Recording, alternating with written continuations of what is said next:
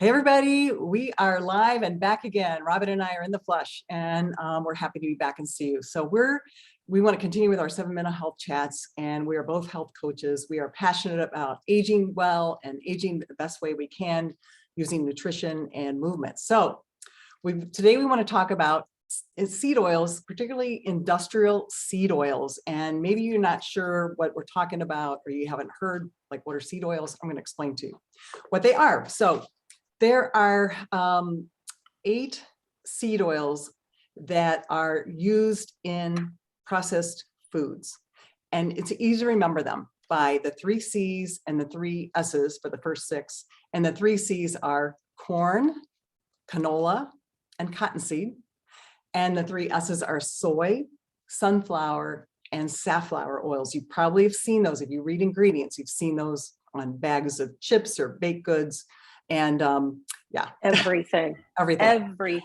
Yes, and then the other 2 are rice bran oil and grapeseed oil. You don't see those quite as often, but the first 6 you see a lot.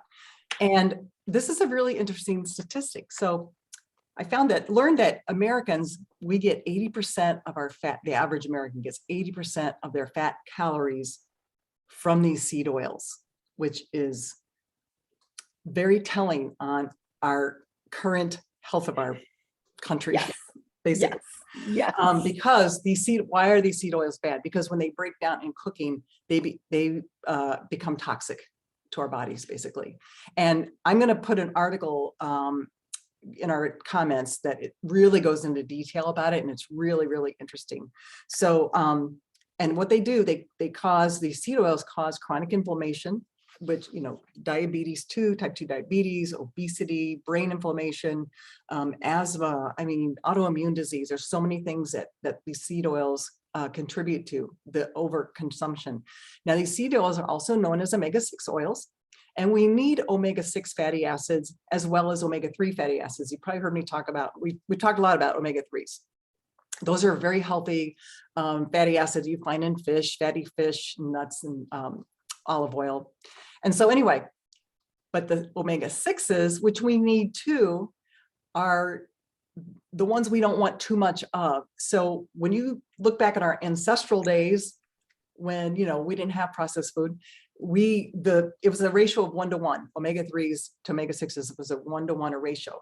Now with our Western diet, the standard American diet, aka the SAD diet, that ratio has gone up from, so if 3 to 6, 3s to 6s, it's now 1 to 10 or 1 to 20, which is way overboard. And that's why we're getting all the disease, illness, and everything else that's going on. Crazy. We want to get that down to like 1 to 4 at least.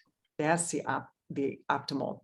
And I want to tell you a really interesting story how these seed oils came about, because they're industrial, because they came around with the Industrial Revolution.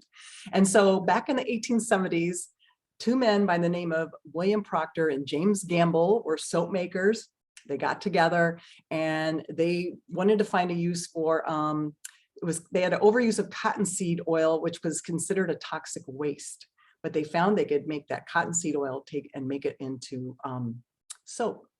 And then they found, like with hydrogenation, that they could make it into a solid and make it into a cooking fat. So it went from toxic waste to cooking fat. Oh, give me some, please. Yeah, sign up for that. And then in the 1930s, soybeans were introduced into our country. And then by the 1950s, soybean oil was like the main vegetable oil. And again, it's with all the process it goes through. And I want to explain the process of what these seed oils go through. It's not like olive oil. Let me say one thing before you do, because I know a lot of people are going to be skeptical, because I was too. They're like, okay, so if it is so bad for you, then why is it in every grocery store? And why is it in all of our food? Well, I'm not going to go into that part because I don't want to get censored, but I will tell you, if you really think about this, and this is where it hit me, someone one time said to me, think of a seed. So if you take that sunflower seed and if you squeeze it, how much oil do you get out of there? Zilch. So now that will take you into the process that Kim's going to talk about. This is how they do make it become an oil. Yeah, and I'm going to put my glasses on and read this because I don't want to miss anything. But anyway, number one, they gather the seeds. Number two, they heat them to an extremely high temperatures, which causes unsaturated fatty acids to oxidize and create byproducts that are harmful to human and animal health. And that's number two. Number three is they process with a petroleum-based solvent called hexane, and that's to extract the maximum amount of oil as possible. And then number four, they use chemicals to deodorize the oils because there's such a foul smell. And so again, there's an off-putting smell there, and then they want to mask that. And then number five, finally, more chemicals are added to improve the color of it. So these are going through so they're bleached. So these are going through huge changes. I mean, they're being manipulated so much through chemicals and everything. And there's a great book I was going to recommend called The Big Fat Surprise by Nina Teicholz. And I'll put that in the comments too. And she talks about this process as well. And the one reason we're sharing this, because knowledge is power. If you know better, you can do better. If you know that this buildup of, if you're buying a lot of products with sunflower oil, safflower oil, cotton, corn, canola, soy, what harm it can do to your body. And that's why I feel like it's like we're sounding the alarm a little bit, but I don't mean to be, but it's there. Yeah.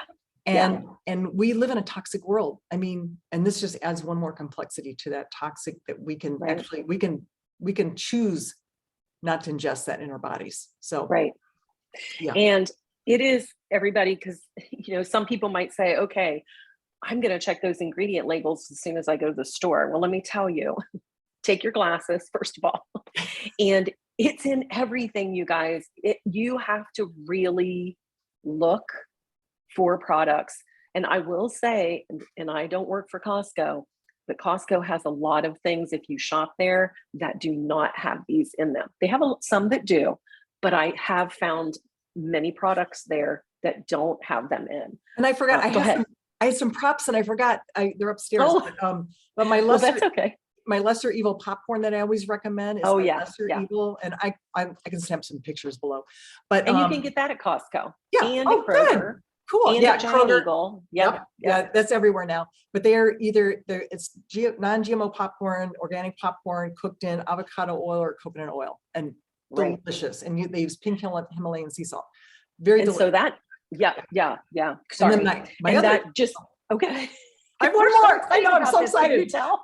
I know. So the other one is by Siete, Siete, Siete. They make tortilla chips. They make a clean tortilla chip with cassava flour and again, cooked in healthy oils. And you can buy those at Kroger now too. They just came out with salt and vinegar. I just had them. I had them on vacation. Oh my gosh. I was like, I don't even like chips, but I got to try these. Well, I used to be a salt and vinegar. Me too. Back in the day. Yeah. Back in the day. Right. So anyway, I brought them home. I wanted to try them, and Jim loved them too. So good. It's like, but you gotta stop. You don't want to eat the whole bag, even though you can, but anyway. And just sometimes you need a little crunch. So it's good to know that you have something that you can go to. Anyway, so that brings me to, we don't want to tell you everything bad here today. We want to give you some things like alternatives. So here's your healthy alternatives to the 3 C's, the 3 S's, and the rice bran and the grapeseed oil. So here they are. Olive oil. Yum, yum, yum. Can't get enough. Extra virgin. Avocado. Yes. Olive oil. Avocado oil. Grass-fed butter or ghee. We want grass-fed tallow and lard. Yes, Grandma. The lard is good. But Kim and I just tried to figure out where we can find lard, because I like to make pies. Well, I'm not using what I should be using on that pie crust. You can use butter, not my favorite, but I'm going to try to find some lard, because I know my grandma used to make hers with lard.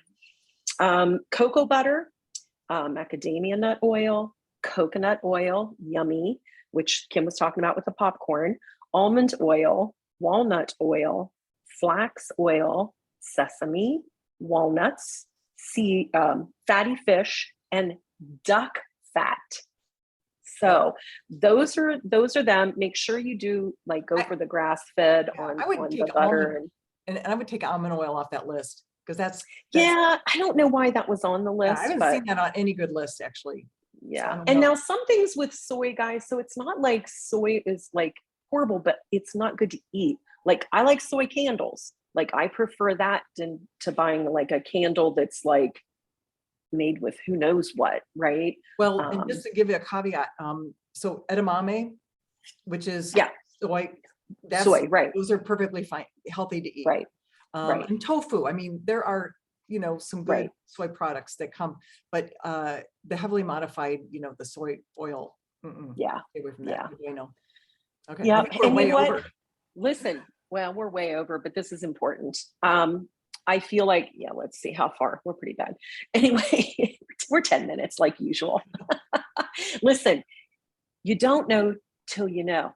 I used all this stuff always. Like I said, I still make pies, and unfortunately it is the Crisco, but I am going to try to switch over to try the lard and see how they taste.